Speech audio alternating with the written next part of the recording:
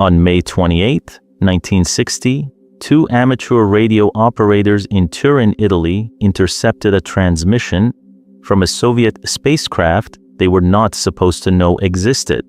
The transmission lasted several minutes. It contained a heartbeat. Then it contained nothing. The spacecraft was not listed in any Soviet launch manifest. The Soviets denied it had flown.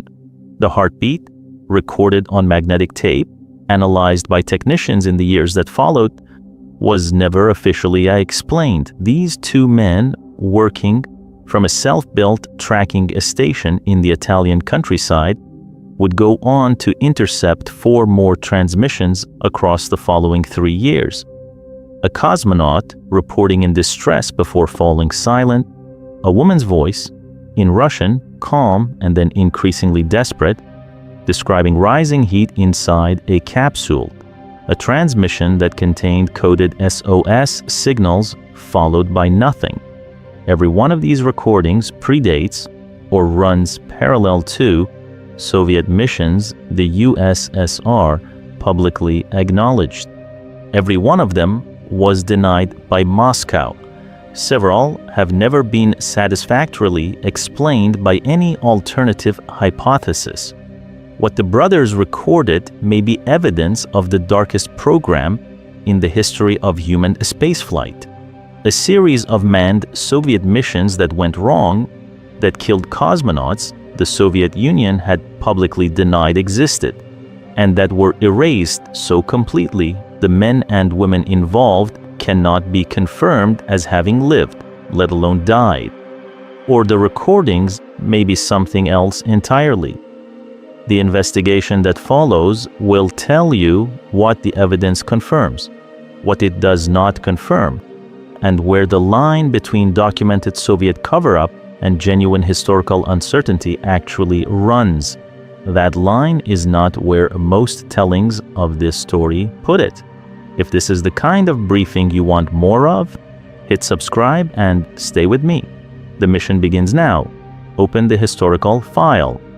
Before evaluating the recordings, before evaluating the names attached to the lost cosmonaut theory, it is necessary to establish one foundational fact. The Soviet Union was not a government that told the truth about its space program. This is not a contested claim. It is one of the most thoroughly documented facts of the Cold War era. The evidence begins with the simplest cases and escalates. The Soviet Union never acknowledged a failed unmanned mission during the space race. Not one. Every launch that ended in malfunction, in orbital failure, in a spacecraft that burned up or went silent, was either never announced or announced under a covered designation. Cosmos something, a numbering system so broad it could absorb failures without naming them. When Western tracking stations detected launches the Soviets didn't announce, Moscow said nothing. When the launches failed, Moscow continued to say nothing. The failures disappeared into administrative silence. The manned program operated under the same logic. Extended further, Valentin Bondarenko was a 24-year-old cosmonaut candidate who died on March 23, 1961, 20 days before Yuri Gagarin's flight, in a fire inside a low-pressure oxygen-rich test chamber at a Soviet training facility. He was the first human casualty of the space race. He was a member of the Soviet Cosmonaut Corps. He is in the photographs. The Soviet Union suppressed his death for 25 years.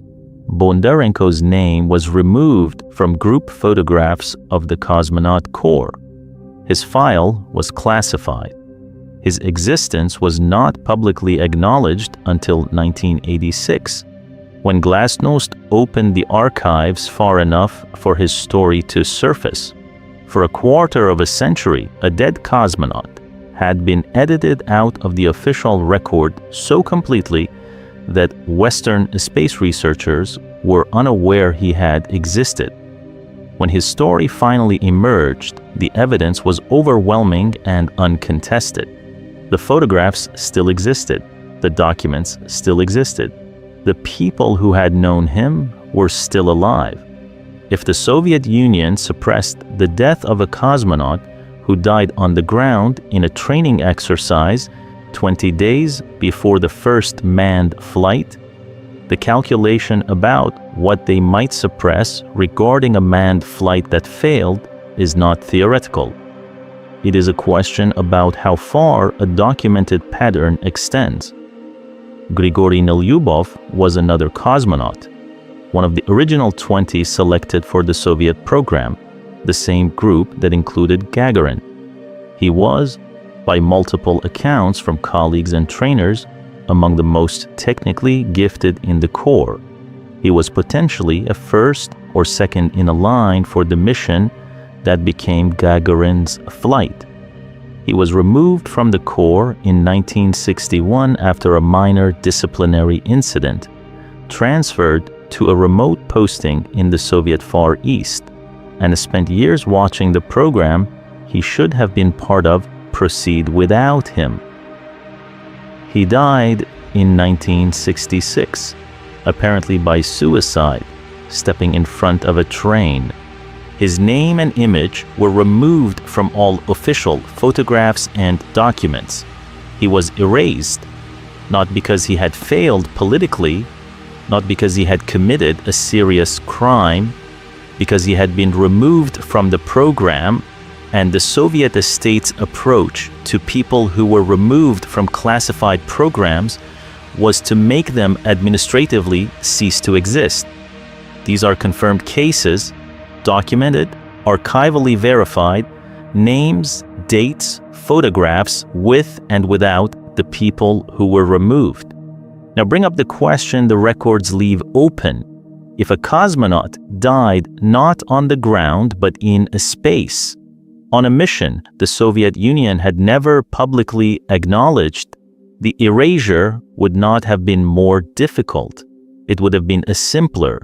There would be no colleagues to interview, no training facility staff who witnessed anything, no domestic accident report that might surface later. There would only be the classified mission file, the classified telemetry, and the silence of an apparatus that had already demonstrated repeatedly that it could maintain silence about its own dead for decades. Which is why the recordings from Turin cannot be dismissed simply because Moscow denied them. Pull up the station logs. Aquila Judica-Cordiglia was born in 1936. His brother Giovanni Battista, called Gian, was born in 1939. They grew up in Turin, in the industrial northwest of Italy, and from adolescence they were consumed by radio. Not as a hobby in the casual sense, as a discipline. They built receivers, they built transmitters, they studied frequencies, propagation, atmospheric conditions, the mathematics of orbital mechanics, as they were becoming public through early space age literature. By the time Sputnik launched in October 1957, they were already capable radio operators with equipment good enough to track the satellite's signal, which they did independently and correctly. Within 2 years, they had built what they called Torre Bear, the Bert Tower, at a former German military bunker outside Turin. The facility grew as their resources and ambition grew. By 1960, they had a parabolic dish antenna 9 meters in diameter. They had receivers sensitive enough to pull signals from orbital altitudes. They had magnetic tape recorders running continuously across the frequency bands the Soviet space program was known to use. They were, in the vocabulary of modern signals intelligence, a highly capable passive collection operation staffed by 2 self-taught brothers in their 20s. Between May 1960 and November 1963, they published claims of having intercepted 6 anomalous transmissions that they attributed to Soviet manned or near-manned spacecraft not acknowledged in public Soviet records.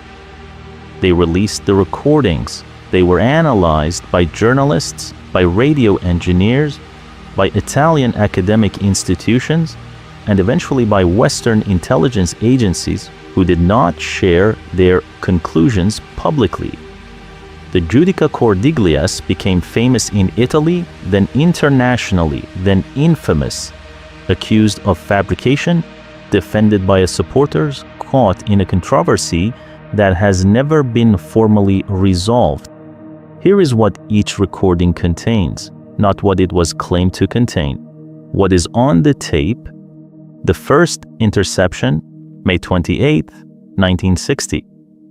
The brothers claimed to have tracked a Soviet spacecraft transmitting on the 19.995 MHz distress frequency. The recording contains what sounds like a human heartbeat, a regular rhythmic pulse consistent with a cardiac monitor, followed by silence. They claimed the transmission originated from an uncontrolled re-entry trajectory. Soviet records show a failed unmanned mission designated as Sputnik 4 in May 1960, which did suffer an attitude control failure and did not re-enter as planned. Whether that failure involved a human occupant is the question the Soviet record does not answer. The second interception, November 28, 1960. 2 signals on different frequencies, both simultaneously active, consistent with what would be produced by 2 spacecraft in close proximity. The brothers claimed this was a failed formation flight by 2 crewed or instrumented Soviet capsules.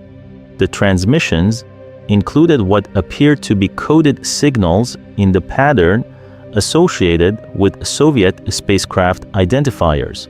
No Soviet mission matching this description was publicly announced. The third interception, February 2, 1961, the most extensively analyzed of all the recordings. This one contains voice, a male voice speaking Russian, transmitting on a frequency associated with Soviet space communications. The voice is saying something. The translation, performed by Italian university linguists, subsequently checked by Russian-speaking analysts, produces the following. The speaker appears to be reporting on his physical condition, describing some difficulty. The voice becomes less coherent over the duration of the recording, which lasts several minutes. The transmission ends. No Soviet mission on February 2, 1961 was publicly announced. Gagarin flew on April 12, 1961. The official Soviet position was that no human being had flown in a space before Gagarin. The fourth interception, April 19, 1961. 1 week after Gagarin's flight, a female voice, Russian. The brothers' translation of this recording and subsequent translations by independent analysts contain the following elements. The speaker describes being hot. She describes the temperature rising. She says, in the translation the brothers published, "Isn't this dangerous?" The voice continues for approximately 9 minutes. It becomes increasingly distressed, then it stops. No female Soviet cosmonaut flew in space before Valentina Tereshkova in June 1963. The Soviet Union had no public record of a female cosmonaut being launched in April 1961. The fifth interception, May 17, 1961. A male voice speaking Russian, transmitting on a heartbeat frequency alongside voice channels. The voice says, in the translation, "I will try to re-enter." This is followed by silence. The brothers claimed the signal then faded in a manner consistent with re-entry. A plasma blackout? The normal communication dropout that occurs when a spacecraft enters the atmosphere and the ionized air surrounding the vehicle blocks radio transmission. If the vehicle survived re-entry and landed, it would be expected to resume transmission afterward. The transmission did not resume. The sixth and final claimed interception, November 1963. This one is less specific in the brothers' published accounts and has received less independent analysis. They claimed it was an SOS transmission pattern from an orbital frequency. These are the recordings, not the legend around them, the actual content of what is on the tapes. Scan the candidate files. The names attached to the lost cosmonaut theory arrive through multiple routes, none of them fully verified, all of them requiring careful evaluation. The primary source for specific names is a 1959 Italian news report, published before any of the brothers' recordings, which claimed, citing sources described only as well-informed, that 3 Soviet rocket pilots had died in secret launches prior to that date. The names given were Alexei Ledovsky, Serentij Shiborin, and Mirya Gromova. No Soviet archives have ever confirmed these names as members of any space program. Western research into Soviet personnel records from the late 1950s has not produced verifiable identities matching these names in any context related to a spaceflight. This does not prove the names are fabricated. The Soviet classification system was capable of maintaining personnel records that have not been fully accessed even after the USSR's collapse. But the absence of any corroborating documentation across 3 decades of post-Soviet archival work is significant evidence against these specific claims. A different set of names emerged from the Soviet defector literature. Mikhail Rudenko, described in some accounts as a Soviet space official, allegedly claimed in a 1959 interview with a Yugoslav news outlet that 3 cosmonauts had died in space that year. The interview itself cannot be independently verified from primary sources. The claim has been cited extensively in lost cosmonaut literature, but the original document, the actual interview, the publication it appeared in, has not been produced in any fully authenticated form available to academic researchers. The most specific and most credible of the named candidate claims involves a man whose death is confirmed, though not in the circumstances the lost cosmonaut theory requires. Pyotr Dolgov was a Soviet parachutist and test jumper who died on November 1st, 1962, during a high-altitude parachute test from a stratospheric balloon at approximately 28,640 meters altitude. He died when his suit visor struck a part of the capsule exit mechanism on the way out, cracking it and causing rapid decompression. His death was acknowledged by the Soviet Union with a delay, and he was posthumously awarded the Hero of the Soviet Union. He is in the record. He died in a parachute test, not a space mission. Some versions of the lost cosmonaut theory have incorporated Dolgov's death into claims of a secret orbital mission. The documentary evidence does not support this incorporation. His death is described in Soviet military aviation records consistent with a balloon test accident, and the description of the technical circumstances, suit visor, capsule exit, stratospheric altitude, is consistent with his known role as a high-altitude parachutist rather than an orbital pilot. The most significant archival work on this question was done in the 1990s after the Soviet Union's collapse, when researchers, including James Oberg, an American aerospace engineer and space historian who spent decades working on the history of the Soviet program with access to previously classified material, systematically examined the question of whether any manned Soviet missions preceded Gagarin's flight.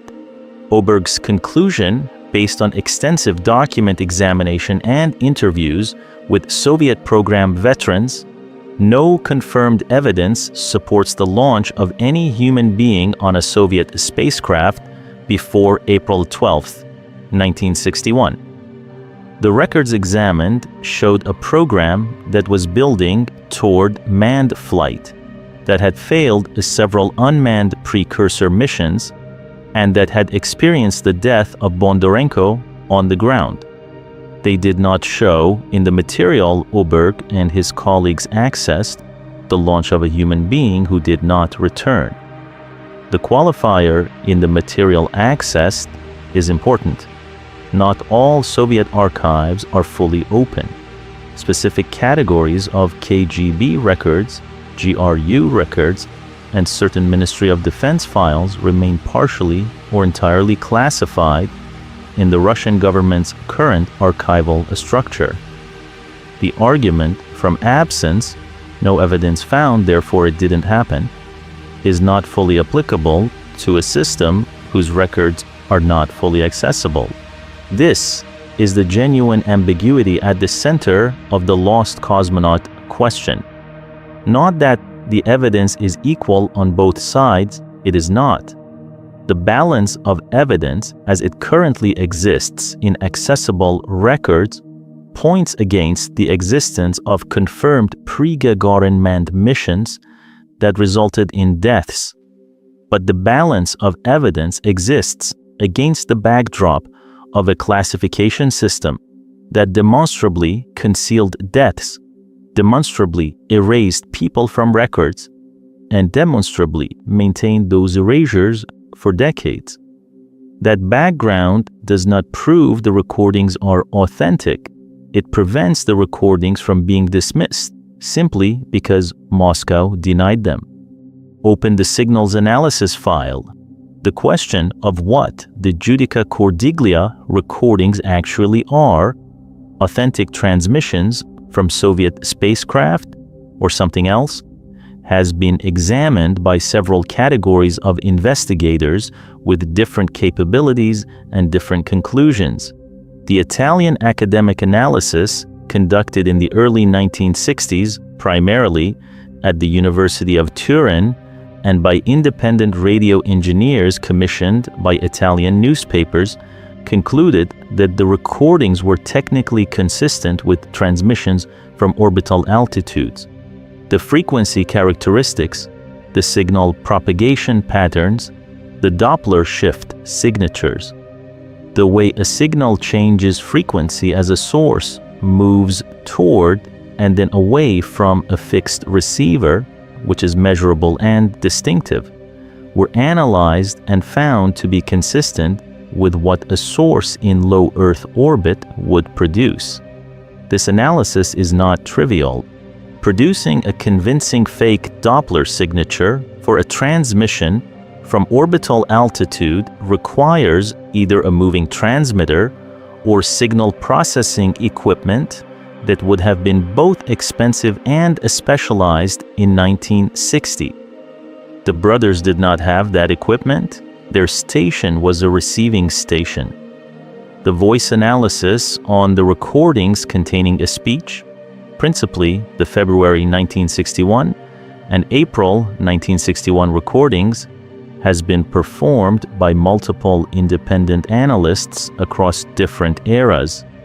The consistent finding is that the voices are real human voices, not synthesized, and that the Russian language elements are consistent with native or near-native Russian. The translations have varied in their specifics. The general content, a male voice reporting difficulty, a female voice describing heat and distress, has been consistent across independent translation efforts. What none of this analysis can confirm is the source of the transmissions. a signal with orbital Doppler characteristics, and a real human Russian-speaking voice could originate from a Soviet spacecraft. It could also originate from a Soviet aircraft flying at high altitude on a trajectory that mimicked orbital Doppler signatures. It could originate from a Soviet propaganda operation designed to test Western signal intelligence awareness. It could originate from a legitimate Soviet training exercise in which a cosmonaut practiced transmitting distress communications from a ground station or aircraft. The Doppler analysis is the strongest technical argument for the transmissions being from a real orbiting object. Aircraft cannot fully replicate the Doppler signature of a true orbital source. The rate of frequency change as a source in a circular orbit at several hundred kilometers altitude moves across the sky is mathematically distinct from what a subsonic or supersonic aircraft produces. The Italian analysis found the Doppler profiles consistent with orbital sources. This finding has never been fully rebutted. What has been offered against it is not a counter-analysis showing the Doppler profiles to be consistent with non-orbital sources. What has been offered is the assertion by Soviet officials and subsequently by researchers aligned with the official Soviet record that the recordings are fabricated. The assertion has been made. The technical case for fabrication, showing how the Doppler profiles could have been produced by non-orbital means available to the brothers in 1960, has not been published in a form that has persuaded independent technical analysts. The April 1961 female voice recording deserves specific attention because it is the most emotionally affecting and the most debated. The Soviet Union did not publicly acknowledge any female cosmonaut candidates until well after the recording's claimed interception date. The first class of female cosmonaut candidates was secretly selected in late 1961 after the recording, with Valentina Tereshkova ultimately flying in June 1963. If the April 1961 recording is authentic, the female voice cannot have been from a member of that class because the class did not yet exist. Could the Soviet Union have been training female cosmonauts secretly in 1960 and early 1961 outside the program that produced the 1961 class? The absence of any documentation of such a program is significant. It would be an unusual parallel track in a program that was already struggling with resources and management. It is not impossible. It is not supported by the post-Soviet archival evidence that has been examined. An alternative explanation sometimes offered for the female voice recording.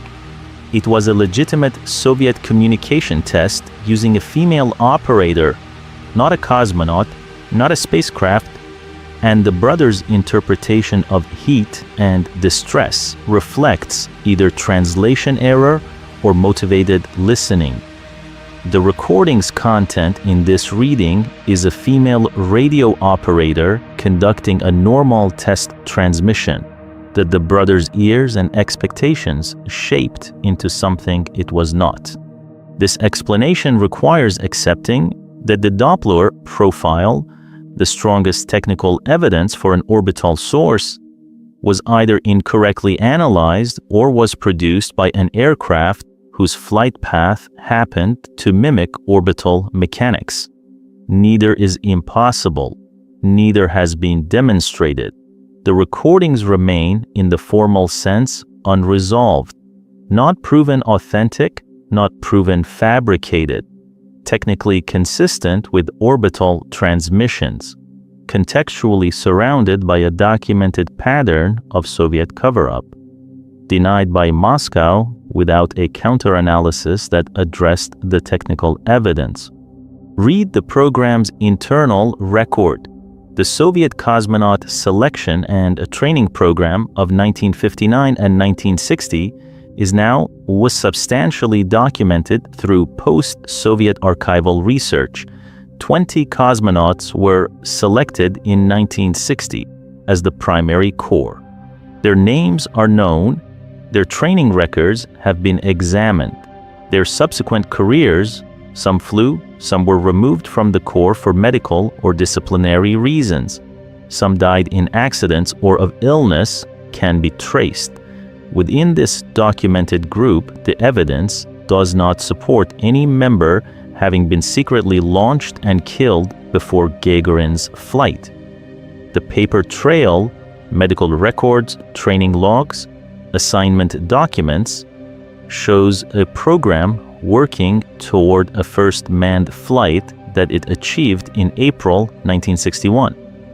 Not a program that had already attempted and lost cosmonauts.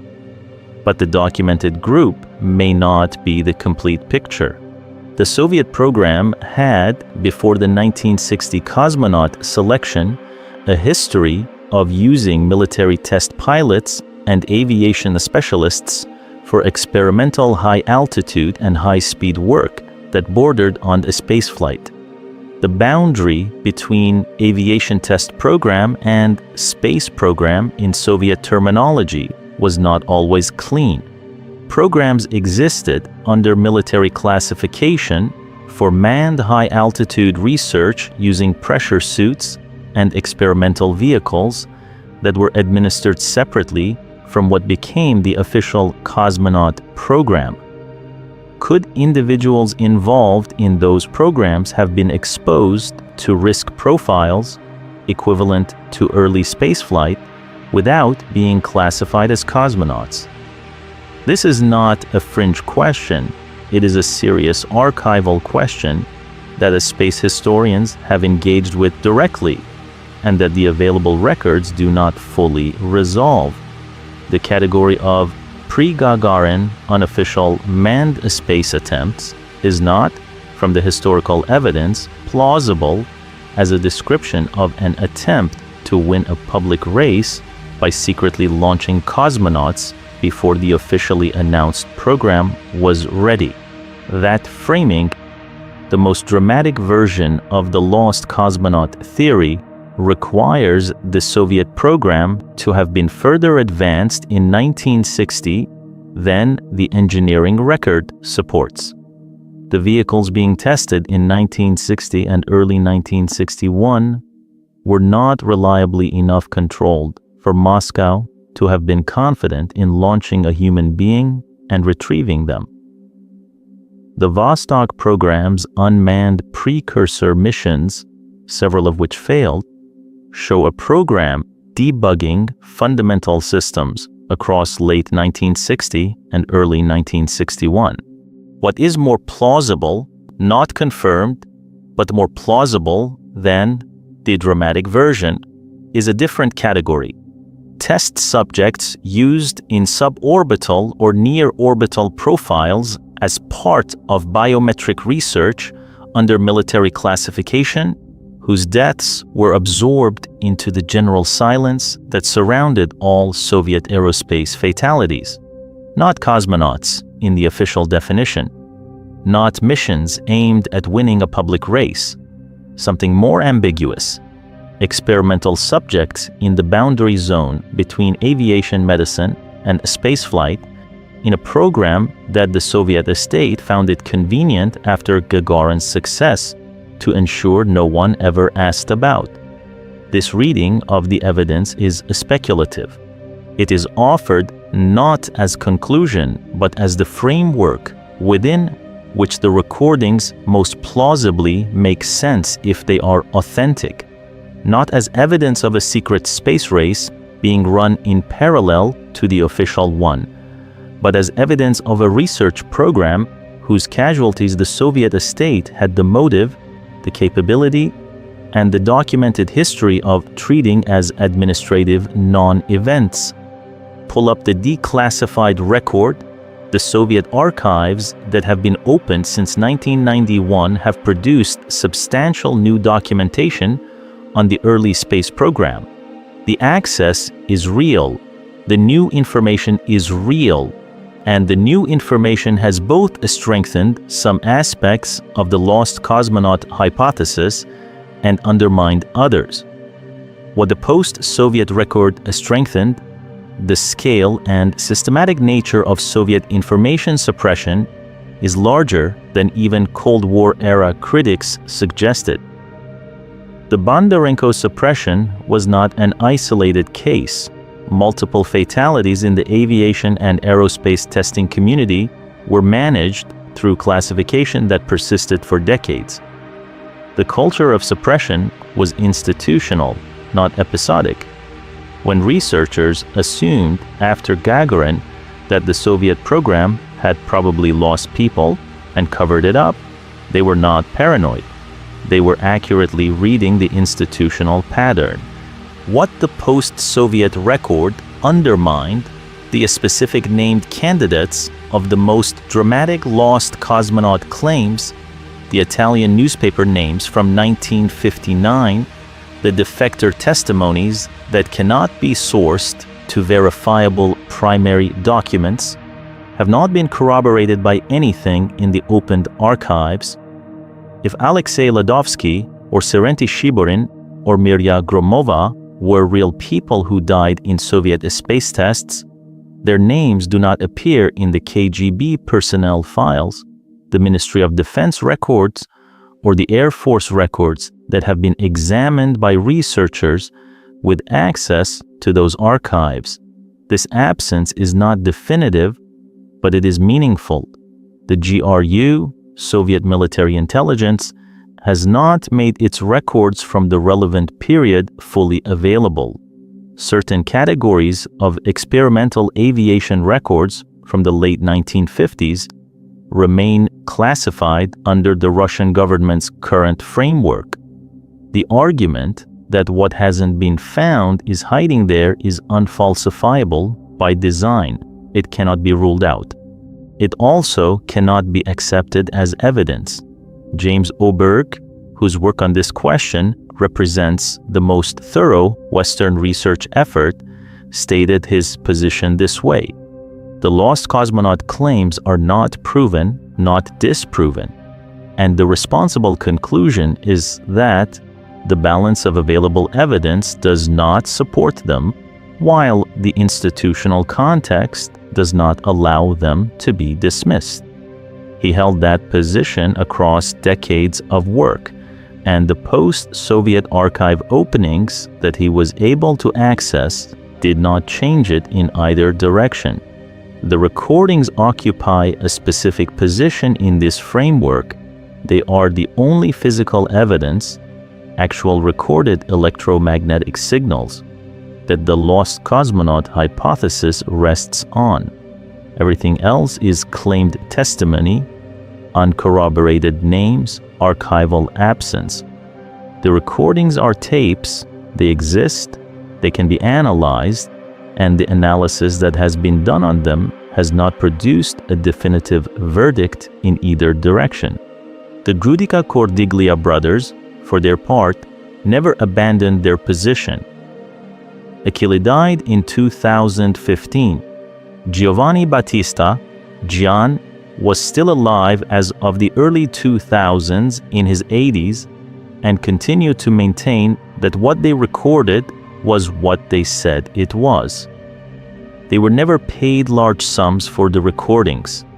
They were not celebrities in any sustained commercial sense.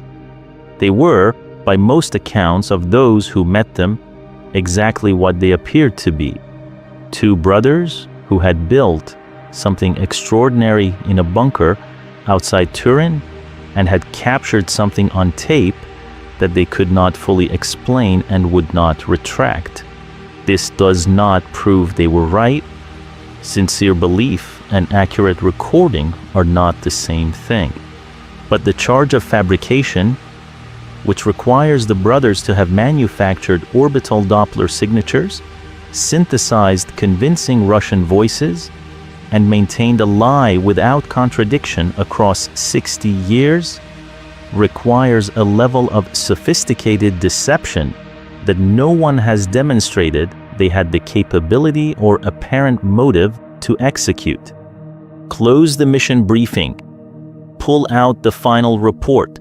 The question this investigation is built around: did the Soviet Union launch human beings into space before Gagarin, lose them, and erase them from history? Here is what the evidence confirms without qualification. The Soviet Union systematically suppressed the deaths of people involved in its space and aerospace programs. This is proven.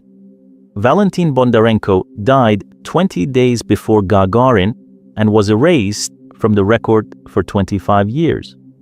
Grigory Nelyubov was removed from photographs and documents so completely that Western researchers did not know he existed. Multiple other fatalities in the Soviet aviation and aerospace testing community were managed through classification. The suppression was institutional, competent, and durable. The Judica-Cordiglia brothers recorded transmissions between 1960 and 1963 that technical analysis has found consistent with transmissions from orbital sources. The Doppler analysis, the strongest technical element, has not been formally rebutted by a counter-analysis demonstrating the signatures to be consistent with non-orbital origins. The recordings exist. They have been independently analyzed. They remain technically unexplained. Here is what the evidence does not confirm.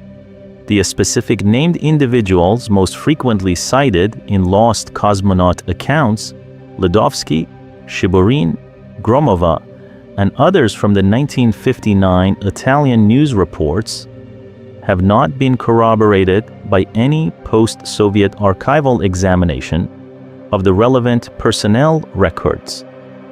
The dramatic framing of a secret parallel space race, with cosmonauts being launched specifically to beat Gagarin to the title and dying in the attempt, is not supported by the engineering record of the Soviet program, which was debugging fundamental systems through late 1960 and early 1961, and was not in a state to reliably retrieve a human being from orbit. The claim that a specific identified cosmonaut beat Gagarin to space, the framing of the B-title variant for this briefing, is not supported by the available evidence. There is no identified, verifiable, named individual for whom the documentary record supports this claim. Here is where the genuine ambiguity lives. The recordings remain unexplained, not proven authentic, not proven fabricated. The middle ground between those two positions is real, and it is where the honest assessment must sit. The possibility that the Soviet Union conducted experimental manned or near-manned testing in 1960 and early 1961 outside the official cosmonaut program under military aviation classification, with casualties managed through the same suppression apparatus that erased Bondarenko, is not excluded by the available evidence. It is speculative. It is not supported by specific documentation, but it is consistent with the institutional pattern, and it provides a framework within which authentic recordings of Soviet aerospace fatalities could exist without requiring the full dramatic apparatus of a secret moon race being run in parallel to the official one. What the Russian government has not done is release full records from the relevant period. The GRU files, certain Ministry of Defense aviation records, and some KGB personnel categories from the late 1950s remain inaccessible. The argument that these files, if opened, would resolve the question is unfalsifiable. It may be true. Unfalsifiable claims, however, are not evidence. They are the shape of what evidence would look like if it existed. The honest timeline of this question runs from the first recordings in 1960 to the present day, across decades in which the Soviet Union maintained its denials, collapsed, opened some of its archives, and left others closed. Every development in that timeline, Bondarenko's emergence in 1986, the post-Soviet archive openings in the 1990s, the continued restriction of specific record categories, is consistent with both interpretations. A program that covered up everything, including pre-Gagarin manned flight, or a program that covered up a great deal but did not cover up pre-Gagarin manned flight because it did not occur.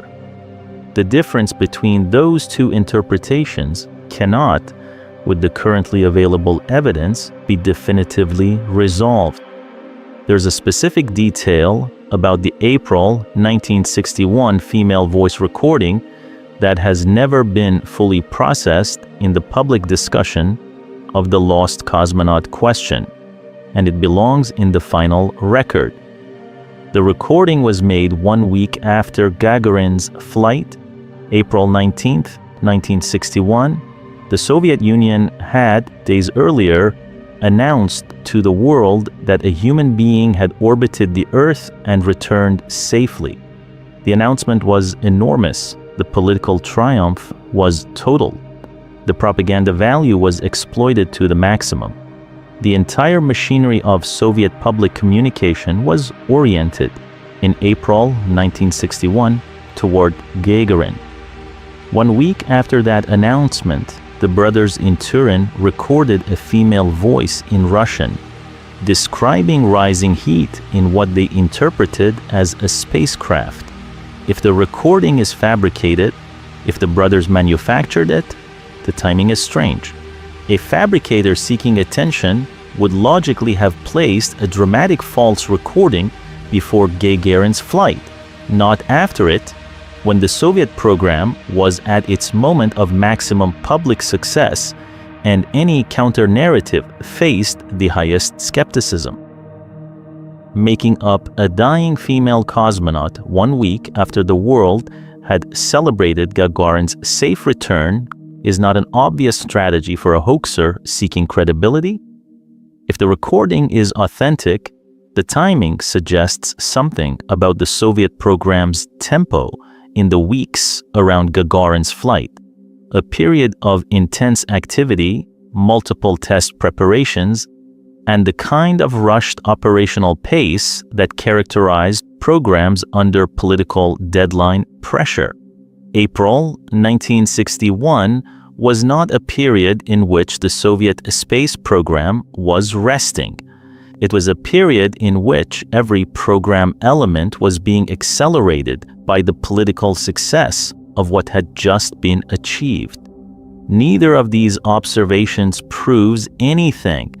They are observations about what the evidence looks like from the inside, once you set down the assumption that the question has already been answered. The question has not been answered. The tapes are in Turin. They have been digitized. They are archived. They can be analyzed with techniques the brothers could not have anticipated when they pressed record. Voice biometric analysis, advanced spectral processing, modern computational Doppler modeling. Whether anyone with the resources and access to apply those techniques at the highest available level has done so, with results made public, is a different question. The answer, as of the current record, is no. The full technical analysis of the Judica-Cordiglia recordings using the methods available in the 2020s has not been published in a peer-reviewed form. This is itself a statement about how the question is treated, not as a scientific question awaiting evidence, as a settled matter awaiting no further inquiry. It is not a settled matter. There's a particular kind of silence that belongs only to the earliest space age, and it has a different weight than the silences that came later. In the early space age, the machines were barely working.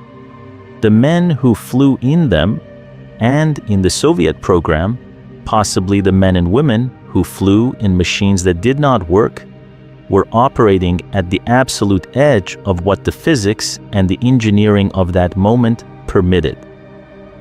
The margin between a successful mission and a failed one was, in the first years, measured in decisions made under political pressure, in components tested inadequately, in systems that had never been tried at the scale at which they were being used. Gagarin knew this. He wrote in private letters before his flight that he understood the odds were not in his favor.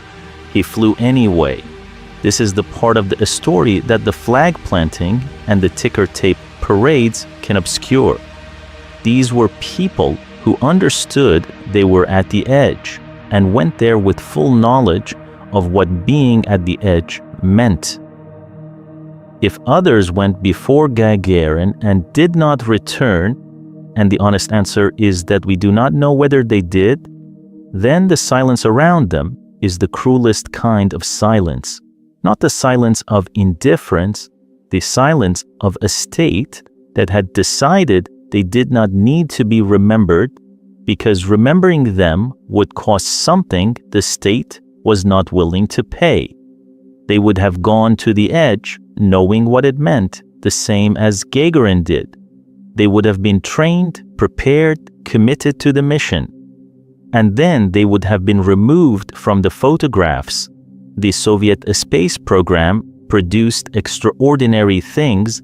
It also produced the administrative erasure of its own people with an efficiency that is, in retrospect, one of the most specific horrors of that era.